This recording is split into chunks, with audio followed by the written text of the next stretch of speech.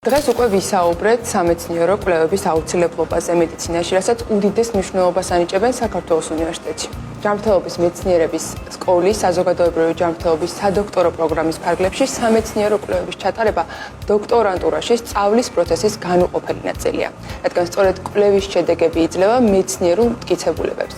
ამ თემაზე სასაუბროდ დღეს სტუდიაში გვესტუმრნენ საქართველოს უნივერსიტეტის სადოქტორო პროგრამის კოორდინატორი პროფესორი თინა ბერუჩაშვილი და დოქტორანტი ტოქსიკოლოგი გადაუდებელი მედიცინის ექიმი ოთარ დიხაბინჯია. მოგესალმებით, დიდი მადლობა რომ ხართ ჩვენი სტუმრები, ძალიან გვიხარია და პირდაპირ ხალხთან თქვენთან გადმოვალ კითხვით, მაინტერესებს კვლევების მნიშვნელობაზე. რამდენად მნიშვნელოვანია სამედიცინო კვლევები საზოგადოებრივი ჯანდაცვის და საზოგადოებრივი ჯანმრთელობისთვის? მოგესალმებით, დიდი მადლობა მოწვევისთვის. როგორც თქვენ აღნიშნეთ, კვლევები მნიშვნელოვან როლს ასრულებს საზოგადოებრივი ჯანდაცვისთვის და ზოგადად ჯანმრთელობის მეცნიერებების განვითარებისათვის.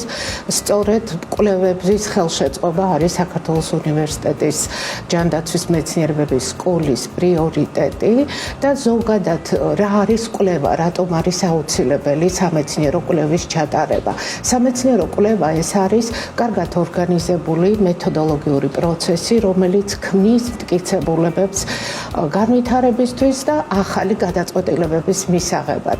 ეს არის მყარი მტკიცებულება მეცნიერულ საფუძველზე და არა რაღაც ვარაუდი და სხვადასხვა მოსაზრება. კვლევები აუცილებელია ჯანდაცვის პოლიტიკის დაგეგმვისთვის, ახალი სტრატეგიების განვითარებისთვის.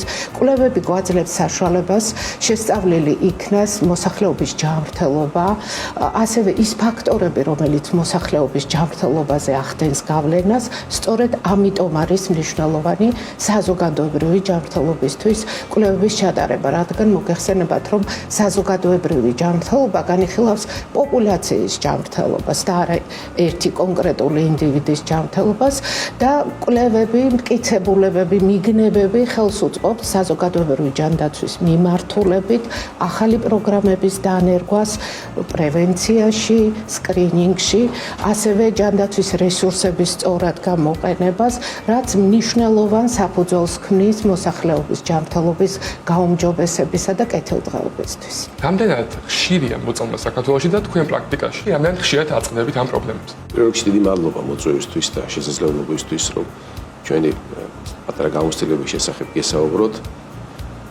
დიდი პატივია, რომ საქართველოს უნივერსიტეტის დოქტორანტი ვარ და მადლობა კალტონ თინა და მთელ თქვენს არაჩვეულებრივ გუნდს ამ შესაძლებლობისთვის.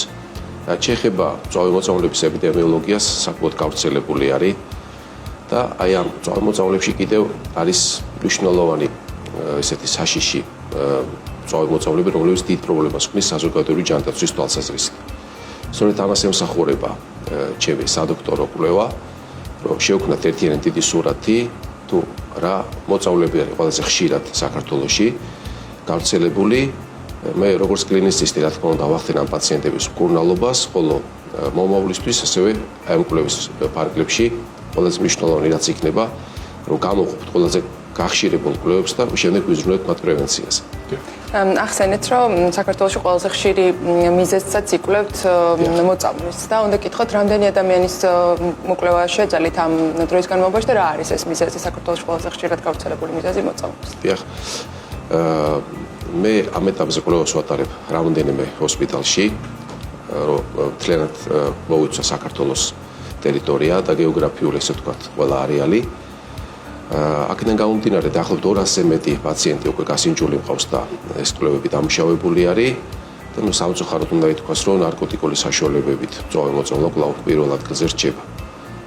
ზოგიერთ მოწამვლას ახასიათებს სეზონურობა, მაგალითად ჩვენ სექტემბერ-ოქტომბრის თვეში გვქონდა სოკოთი მწვავე-მოწამვლის ეპიდაფეთქება. ასევე ზამთარში ხშირი არის ნახშირბადის მონოქსიდით მწვავე ინტოქსიკაციები, ხოლო გაზაფხულსა და შემოდგომაზე ხშირი არის პესტიციდებით მწვავე-მოწამვლა. ამ ყველაფერს ვიკვლევთ, ვამუშავებთ და შემდეგ ძალიან საინტერესო შედეგს ალბათ ერთად ყველანი დავუდგეთ. ნამდვილად. ხალბატონო თინა, ჩვენ საუბრობთ ერთ-ერთ კონკრეტულ თემაზე, გარდა ამისა, სხვა რა პრიორიტეტულ კვლევებს აწარმოებს? პრიორიტეტები პასუხობს იმ გამოწვევებს, რომელიც საზოგადოებრივ ჯანდაცვას აქვს საქართველოში და რა თქმა უნდა, ჩვენ არ უნდა დავრჩეთ იზოლირებულად და ვუპასუხოთ საერთაშორისო გამოწვევებს, იმ პრიორიტეტულ მიმართულებებს, რომელიც საერთაშორისო არენაზე არის კვლევებში მიმზიდველი. ძირითადად საქართველოს უნივერსიტეტში კვლევები მიმდინარეობს ისეთ საკითხებზე, როგორიც არის გადამდები და არაგადამდები დაავადებები, ასევე ხდება იმ პრევენციული პროგრამების ეფექტურობის შეფასება, რომელიც არაგადამდები დაავადებების სკრინინგს მოიცავს. ერთ-ერთი მნიშვნელოვანი მიმართულება არის გარემოს ფაქტორები და მათი ზემოქმედების შესწავლა და მათი კავშირის შესწავლა არაგადამდებელ დაავადებებზე, ასევე მენტალური ჯანმრთელობა და ერთ-ერთი მნიშვნელოვანი და ახალი მიმართულება არის ჯანმრთელობის ხელშეწყობი ღონისძიებების საკითხების შესწავლა და ჩვენც რა თქმა უნდა დაინტერესებული ვართ, რომ შევისწავლოთ ის კონკრეტული საკითხები და დავდოთ მყარი მტკიცებულება და მიგნებები შემდგომი ინტერვენციებისთვის, რომელიც საზოგადოებრივი ჯანმრთელობის განვითარებას შეუწყობს ხელს. აქვე არ შემიძლია არ გამოვყო ის ფაქტი, რომ ჯანმრთელობის მეცნიერებების სკოლაში შექმნილია გლობალური და ევროპული ჯანმრთელობისა და კვლევების ინსტიტუტი, რომლის ძირითადი ფუნქცია, ასე ვთქვათ, არის რომ გასაზღვროს ეს მნიშვნელოვანი პრიორიტეტები, რომელიც საზოგადოებრივ ჯანდაცვისთვის აქტუალურია კონკრეტულ პერიოდში. ახსენეთ საერთაშორისო თანამშრომლობა კვლევებში, რა როლი აქვს მის ჩართულობას თქვენს საქმიანობაში? საერთაშორისო თანამშრომლობა ძალიან მნიშვნელოვანია. ეს არის საშუალება როგორც მკვლევარისთვის, ასევე აკადემიური პერსონალისთვის განვითარების, საერთაშორისო გამოწვევების პასუხის გაცემის, ასევე იმ ახალი ანალიტიკური იქნება ეს თუ ეპიდემიოლოგიური საშუალებების ინსტრუმენტების გამოყენების, რომელიც საერთაშორისო პრაქტიკაში გამოიყენება და ქვეყნის მასშტაბით ამ ინოვაციების დანერგვა და რაც მთავარია განვითარება. განსაკუთრებით მინდა გამოვყო თანამშრომლობა ფოგარტის ფონდთან და ბატონი ოთარი წარმოადგენს იმ დოქტორანტს, რომელიც ფოგარტის პროგრამის ფარგლებში თანამშრომლობს ჩვენს უნივერსიტეტთან, ჯანმრთელობის მეცნიერებების სკოლასთან. ეს ისეთი პარტნიორებია, რომელიც მარტო მე მგონი მათი დასახელება საკმარისია კვლევის მნიშვნელობაზე, რომ ვისაუბროთ. ეს არის ამერიკის დაავადებათა კონტროლის ცენტრი, საქართველოს საზოგადოებრივი ჯანმრთელობისა და დაავადებათა კონტროლის ეროვნული ცენტრი, გარემოს ეროვნული სააგენტო, ჯორჯ ვაშინგტონის უნივერსიტეტი, ემორის უნივერსიტეტი და ჩვენ აი ამ პარტნიორებთან ერთად არაგადამდები დაავადებებისა და გარემოს მიმართულებით საქართველოს უნივერსიტეტში ვაწარმოებთ 14 კვლევას. ახალგაზრდა მკვლევარები, დოქტორანტები შერჩეულები არიან პრიორიტეტული და მათთვის და ასევე აკადემიური პერსონალის რესურსის გათვალისწინებით საინტერესო და საკვლევ თემებზე და ეს არის უნიკალური შესაძლებლობა, რადგან ახალგაზრდა მკვლევარს აქვს საშუალება ყავდეს თანახემწყვანელი, როგორც ქართველი, ასევე ემორის ან ვაშინგტონის უნივერსიტეტის წარმომადგენელი და კონდეს მათთან მუდმივი კომუნიკაცია, თანამშრომლობა, ასევე ეზიაროს ყველა იმ შესაძლებლობას, რაც მსოფლიოში არსებობს კონკრეტული მიმართულებით. მნიშვნელოვანია ასევე ჩვენი უნივერსიტეტის მხრიდან ხელშეწყობა კვლევებში, რაც გამოიხატება დოქტორანტების წახალისებით და ფინანსური მხარდაჭერით. პუბლიკაციების გამოქვეყნების თვალსაზრისით, ასევე საერთაშორისო კონფერენციებში მონაწილეობის თვალსაზრისით, მინდა გითხრათ, რომ კვლევის ყველაზე მნიშვნელოვანი საბოლოო ეტაპი არის პუბლიკაციის მომზადება და პუბლიკაციის განთავსება მაღალ რეიტინგულ ჟურნალში. აი ამ მიმართულებითაც საქართველოს უნივერსიტეტი, ისევე როგორც ფოგარტის ფონდი, კონკრეტული პროექტის ფარგლებში ზრუნავს, რომ ასეთი ტიპის მოტივაცია ქონდეთ დოქტორანტებს და მინდა გითხრათ, რომ საერთაშორისო კონფერენციებზე, საერთაშორისო რეიტინგულ ჟურნალებში თქვენ საკმაოდ ხშირად შეხვდებით საქართველოს უნივერსიტეტის დოქტორანტებს, მაგისტრანტებს და ეს ჩვენთვის ძალიან საამო. ნამდვილად, რომ დავუბრუნდეთ უშუალოდ კონკრეტული კვლევის თემას ბატონოთან, ახსენეთ აი მწვავე მოწამლების ეპიდემიოლოგიაზე და მათ სიხშირეზე, რა არის მიზანი ამ კვლევის, რა სტრუქტურული ცვლილებებია თქვა საჭირო, რომ უკეთ გავუმკლავდეთ ამ მოწამლების მზარდ მაჩვენებლებს. ძალიან დიდი მადლობა ძალიან საინტერესო შეკითხვისთვის. საბოლოო მიზანი ჩემი აი ამ სადოქტორო თემისას და ჩვენი კვლევისაც არის, რომ საქართველოში ჩამოყალიბდეს მოწამლების ეროვნული ცენტრი, რომელსაც ექნება კომბინირებული ფუნქცია, როგორც სამკურნალო, ასევე პრევენციული, სადაც მოხდება მთელი საქართველოსთან მონაცემების, ასე ვთქვათ, შესვლა სხვადასხვა გზებით, ამ მონაცემების დამუშავება, საჭიროების შემთხვევაში პროფესიონალების მიერ გარკვეული კონსულტაციების ჩატარება და დახმარება, ეს იქნება ონლაინ თუ ადგილზე ჩასვლით და ამ მონაცემების ეპიდემიოლოგიური შესწავლა, მათი დამუშავება მომავალი პრევენციისთვის. რათა გარკვეული მოწამლების პრევენცია მოხდეს და თავიდან ავიცილოთ შემდეგ გარკვეული მოწამლების განვითარება. ეს არის ძალიან მნიშვნელოვანი. და ეს წარმოადგენს ჩვენი კვლევის საბოლოო მიზანს.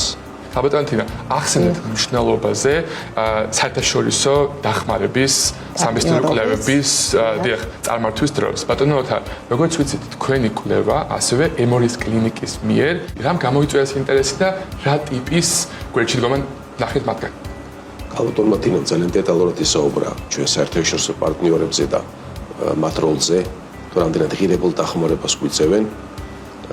ძალიან დიდი მაგალითებით მინდა აღვნიშნო ფოგარტის ფონდის როლი და ასევე ემორის უნივერსიტეტის როლი.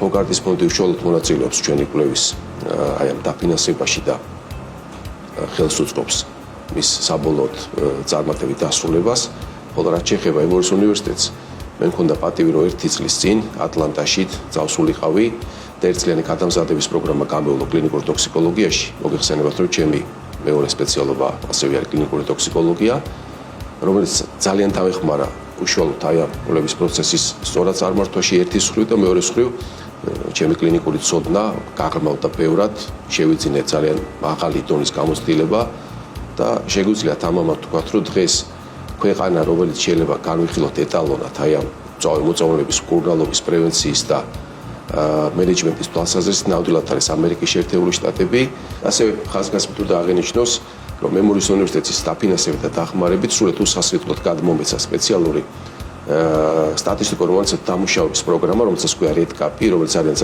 არის ძალიან ძვირად ღირებული და სრულად უსასყიდლოდ გადმომეცა იქამდე, სანამ ჩემი კვლევა არ დასრულდება. აქვე მინდა გამოვხატო მადლიერება ზიათკაზის, პროფესორ ზიათკაზის მიმართ, რომელსაც ყავს ქართული მეუღლე და ის ძალიან დიდ დახმარებას გვიწევს წლებია, ატარებს საერთაშორისო კონფერენციებს საქართველოში, ეხმარება ჩვენს დოქტორანტებს და ახალგაზრდა ექიმებს და სწორედ მისი უშუალო დახმარებით ემორის უნივერსიტეტის დაფინანსებით მე 1 წლის განმავლობაში გავიარე, ესე ვთქვათ, სტაჟირება ატლანტაში, კრეიდის ჰოსპიტალში და ჯორჯიის მოწამლების ეროვნულ ცენტრში. და ძალიან მნიშვნელოვანი არის, მე ვფიქრობ და მე ვთვლი და აი ამ ჩემს სამწოდნას გამოცდილებას და ყველაფერს რა თქმა უნდა მოვახმარ ჩემს ქვეყანას, რომ ეს დარგი კიდევ უფრო განვითარდეს და წინ წავიდეს. ამ დღეებში მე თავად გავესაუბრე ემორის უნივერსიტეტის პროფესორ ექიმ ზიათკაზის, ის მეცხრიტუნის დათანხმდა ინტერვიუზე და ისაუბრა იმ კვლევის მნიშვნელობაზე და შედეგებზე, რომელსაც საქართველოს უნივერსიტეტი ატარებს. ექიმო კაზი, გამარჯობა, პირველ-რიგში მადლობას გიხდით, რომ დრო გამონახეთ ჩვენთვის. მინდა გითხოთ იმ დახმარებაზე, რომელსაც არაერთი წელია საქართველოს უწევთ. დღეს ვისაუბრებთ ბატონი ოთადი ხამინჯიას კვლევაზე, მაგრამ თქვენ მანამდეც აქტიურად იყავით ჩართული სამეცნიერო სფეროს განვითარების პროცესში საქართველოში, რამ გამოიწვია თქვენი დაინტერესება. ალბათ ერთ-ერთი ფაქტორი ისაა, რომ თქვენი მეუღლე არის ასევე საქართველოსთან. როგორც ბევრმა თქვენგანმა იცის, მე ვარ გადაუდებელი მედიცინისა და სამედიცინო ტოქსიკოლოგიის პროფესორი ემორის უნივერსიტეტში. ემორის უნივერსიტეტს კი საქართველოსთან თანამშრომლობის მრავალწლიანი ისტორია აქვს. ალბათ 30-40 წლის განმავლობაში, ბევრად ადრე ვიდრე მე თავად მოვიდოდი ემორისში. ამიტომ მნიშვნელოვანი იყო იმ საქმის გაგრძელება, რაც სხვებმა დაიწყეს. ემორის უნივერსიტეტის პროგრამითა და დახმარებით ჯერ კიდევ ჩემს მოსვლამდე ჩვენმა ექიმებმა გაწვრთნეს საქართველოში გადაუდებელი მედიცინის ექიმების პირველი ჯგუფი. ეს კოჰორტა იქცა იმ ძალად, რომელმაც საქართველოში საფუძველი ჩაუყარა გადაუდებელი მედიცინის რეზიდენტურის პროგრამას. 2010 წელს ვიქორწინე შინაგანი მედიცინის ექიმ თამარ გაბელაიაზე და სწორედ ამ დროიდან დაიწყეს საქართველოში ჩამოსვლა. მე აქტიურად ვარ ჩართული სამედიცინო ტოქსიკოლოგიისა და კლინიკური ტოქსიკოლოგიის განვითარებით მთელ მსოფლიოში. ამიტომ სრულიად ბუნებრივი იყო, რომ ამ მიმართულებით საქართველოშიც დამეწყო მუშაობა. ყველაზე მნიშვნელოვანი პროექტი, რომელიც მე საქართველოში განვახორციელე, ეხება ტყვიით მოწამვლის საფრთხეების აღწერასა და აღმოფხვრას საქართველოში. მე ძალიან ვამაყობ იმ შედეგით, რომელმაც გააერთიანა ემორის უნივერსიტეტი, დაავადებათა კონტროლისა და საზოგადოებრივი ჯანმრთელობის ეროვნული ცენტრი, UNICEF-ი, იაშვილის ბავშვთა კლინიკა და სხვა პარტნიორები. რათა დეტალურად აღგვეწერა ეს პრობლემა და შემდგომ დაგვეწყო მის აღმოფხვრაზე მუშაობა. უღმეს მადლობა ბატონო ზიად, საუბარი ამჟამინდელ კვლევაზე მინდა რომ გავაგრძელოთ. ბატონი ოთარ დიხამინჯიასთან გასაუბრების შემდგომ გავაკეთე რომ ეს ემორის საუნივერსიტეტო კლინიკის მხარდაჭერას მიიჩნევს საკვანძო და სამეცნიერო პროექტის წარმატების გზაზე. რატომ დაინტერესდით მწვავე მოწამვლების ეპიდემიოლოგიის შესწავლით საქართველოში და როგორია თქვენი როლი ამ კვლევაში? დოქტორი დიხამინჯია ჩემი ქართველი მეგობარი და გადაუდებელი მედიცინის ტრენინგის პროგრამის ერთ-ერთი პირველი წევრია. როდესაც ისეთი სფეროს განვითარებაზე მუშაობ, როგორიც ტოქსიკოლოგია, აუცილებელია გყავდეს ადგილობრივი ლიდერი. გაგვიმართლა, რომ ემორის უნივერსიტეტში ამერიკის შეერთებული შტატების ჯანმრთელობის ეროვნული ინსტიტუტის გრანტი გქონდა, რომელსაც ეწოდება ფოგარტის პროგრამა. სწორედ ამ გრანტის ფარგლებში დაფინანსდა საქართველოს უნივერსიტეტში ოთარ დიხამინჯიას სადოქტორო ნაშრომი საქართველოში მოწამლების აღწერითი კვლევა. მე ვარ მისი ოფიციალური მენტორი ამ პროექტში. ამავდროულად ემორის უნივერსიტეტს აქვს გადაუდებელი დახმარების მოწინავე ცენტრი, რომელიც ექიმებს სამედიცინო ტოქსიკოლოგიაში ამზადებს. დიხამინჯია ჩვენი პირველი ტრენინგის მონაწილეც იყო. მან ჩვენთან გაიარა პრაქტიკული მომზადება. პარალელურად მუშაობდა თავის სადოქტორო პროექტზე, სწავლობდა სადოქტორო მასალებს და ატარებდა კვლევას. ფაქტობრივად, მან ჩაატარა კვლევა მოწამლების ეპიდემიოლოგიის მიმართულებით, ასევე ტყვიით მოწამვლის საკითხზე მოზრდილებში. ამჟამად ის ატარებს საავადმყოფოს მონაცემებზე დაფუძნებულ კვლევას მოზრდილების სისხლში ტყვიის დონის განსაზღვრის მიზნით კავკასიის სამედიცინო ცენტრში და რამდენიმე სხვა საავადმყოფოში. ეს არის ჩვენი თანამშრომლობის ზოგადი სურათი. ჩვენი სასწავლო პროგრამა გულისხმობს ქართველი დოქტორანტის მხარდაჭერას არა მხოლოდ ლექციებისა და კვლევის გზით, არამედ რაც ჩვენი პროგრამის უნიკალური მახასიათებელია. ემორის უნივერსიტეტის გადაუდებელი დახმარების მოწინავე ცენტრში ჩვენ უზრუნველყოფთ უშუალო კლინიკურ ზედამხედველობას. ის ჩვენთან განიხილავს მოწამვლის შემთხვევებს. ჩვენს ცენტრში არის ჯგუფი, რომელიც მასთან ერთად განიხილავს მოწამვლის ყველა ცალკეულ შემთხვევას, რასაც ის ხვდება თავის საექიმო საქმიანობის დროს. ეს ძალიან მნიშვნელოვანია ასეთი სასწავლო პროგრამებისთვის, რადგან ტოქსიკოლოგია არ არის მხოლოდ ლექციების მოსმენა, წიგნების კითხვა ან კვლევების ჩატარება. მას აუცილებლად უნდა ჰქონდეს კლინიკური კომპონენტი. ეს არის ის, რაც განასხვავებს ემორის უნივერსიტეტის გადაუდებელი დახმარების მოწინავე ცენტრს და ასევე განასხვავებს ექიმ ოთარ დიხამინჯიას საქმიანობას. რა თქმა უნდა, ის არის გადაუდებელი მედიცინის კვალიფიციური ექიმი, თუმცა იღებს დამატებით ცოდნას. ის მუშაობს სერტიფიცირებული სამედიცინო ტოქსიკოლოგიის ზედამხედველობის ქვეშ, იღებს დეტალურ მითითებებსა და უკავშირს იმასთან დაკავშირებით, თუ როგორ მართოს თავისი პაციენტები. ეს შემთხვევები გროვდება და დაგვეხმარება გარკვეული წარმოდგენა შეგვექვთნას საქართველოში მწვავე მოწამვლებისა და დოზირების ეპიდემია. ბატონო ზიად, როგორც უკვე აღნიშნეთ, თქვენ ძალიან აქტიურად თანამშრომლობდით ქართულ მკვლევარებთან და უშუალოდ მონაწილეობდით ერთ ფართომასშტაბიან კვლევაში და ამჟამადაც ჩართული ხართ კვლევაში ბატონ ოთართან ერთად. როგორ ხედავთ საქართველოში სამეცნიერო კვლევების გაფართოების შანსს? ცხადია, ბევრი მიმართულებით ჯერ კიდევ არსებობს ხარვეზები, თუმცა ჩემი აზრით და არა მარტო ჩემი აზრით, ეს სფერო თანდათან ვითარდება და უფრო სტაბილური ხდება. მე მტკიცედ მჯერა, რომ კვლევა არის ნებისმიერი ქვეყნის მედიცინისა და საზოგადოებრივი ჯანმრთელობის განვითარების საფუძველი. ამ თვალსაზრისით ვფიქრობ, საქართველომ გარკვეულ პროგრესს უკვე მიაღწია. მე ამ პროგრესს ვხედავ არა მხოლოდ ოთართან თანამშრომლობის ფარგლებში, არამედ სხვა მკვლევრებთან მუშაობის დროსაც. მაგალითად, ჩვენ თანამშრომლობდით სხვა მეცნიერებთან ისეთ საინტერესო კვლევებზე, როგორიცაა საქართველოში საკვების შემადგენლობა და კვებითი ჩვევები, განსაკუთრებით ქუჩის საკვები, სადაც მაღალია ტრანსცხიმების შემცველობა. ასევე მუშაობდით გულსისხლძარღვთა დაავადებების კვლევაზე საქართველოში, მათ შორის წინაგულთა ფიბრილაციაზე. შესაბამისად, საქართველოში მე ვხედავ სულ უფრო და უფრო მეტ მაღალი ხარისხის კვლევას. ეს სავარაუდოდ სხვადასხვა უნივერსიტეტში კვლევითი პროგრამების განვითარებას უკავშირდება. საქართველოს უნივერსიტეტმა ახლახან დაიწყო გლობალური ჯანმრთელობის საგანმანათლებლო პროგრამა, რომელიც კვლევით კომპონენტსაც მოიცავს, ექიმ ამირან გამყრელიძის ხელმძღვანელობით. მე მინახავს თანამშრომლობა ნორვეგიის უნივერსიტეტებთან, ინგლისელ კოლეგებთან, ასევე მხარდაჭერა ისეთი ორგანიზაციებისაგან, როგორიც ჯანდაცვის მსოფლიო ორგანიზაცია, UNICEF-ი და CDC არიან. ყოველივე ეს, ჩემი აზრით, ნათელი დასტურია პროგრესისა. თავად ემორის უნივერსიტეტს აქვს მრავალწლიანი კვლევითი თანამშრომლობა საქართველოსთან. შესაძლოა არა უშუალოდ ჩემ სფეროში, არამედ ინფექციური დაავადებების მიმართულებით, როგორც თქვენთვის ცნობილია. და ბოლოსთვის თუ შეიძლება უფრო კონკრეტულად რომ მოგვიყვეთ თქვენ თანამშრომლობის შესახებ საქართველოს უნივერსიტეტთან და იმ საქმიანობაზე, რომელსაც ამ პროექტის ფარგლებში ახორციელებთ. როგორი შედეგები აქვს ამ თანამშრომლობას? ამჟამად მე ვარ საქართველოს უნივერსიტეტის მოწვეული, ასოცირებული პროფესორი, რაც უკავშირდება ჩემს საქმიანობას ფოგართის პროგრამის ფარგლებში. გასულ ზაფხულს ჩვენ თბილისში საქართველოს უნივერსიტეტში ჩავატარეთ კონფერენცია კლინიკური ტოქსიკოლოგიის უახლესი გამოწვევების შესახებ, რომელიც საკმაოდ წარმატებული აღმოჩნდა.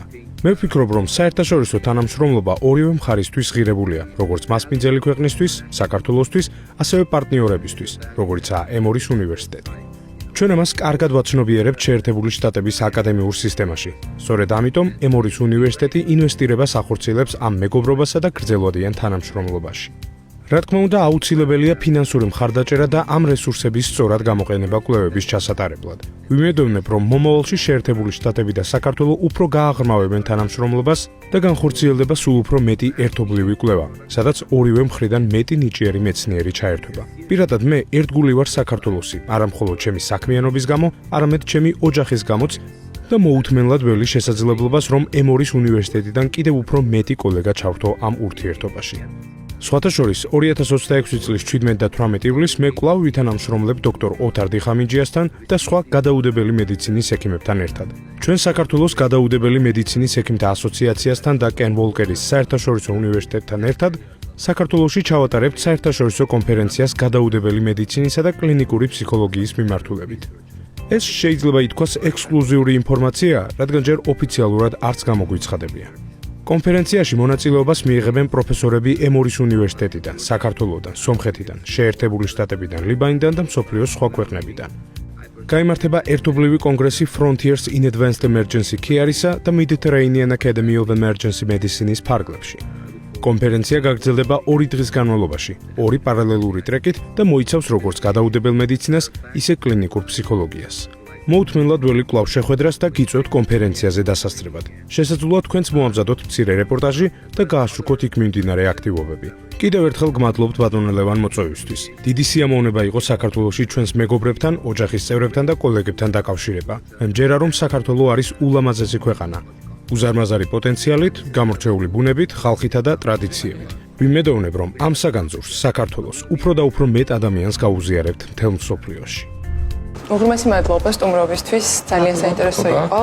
ძალიან მნიშვნელოვანი ამ თემაზე საუბარი უფრო ხშირად გქონდეს, იმიტომ რომ ერთი გზა რომ შევერკინოთ სულ წარმოადგენებს და გავრცელებულს რომ თაზრებებს არის ხარისხიანი სამეცნიერო კვლევები. დიდი მადლობა. უღრმესი მადლობა კიდევ ერთხელ. ბოლოს მადლობა თქვენ მოწვევისთვის.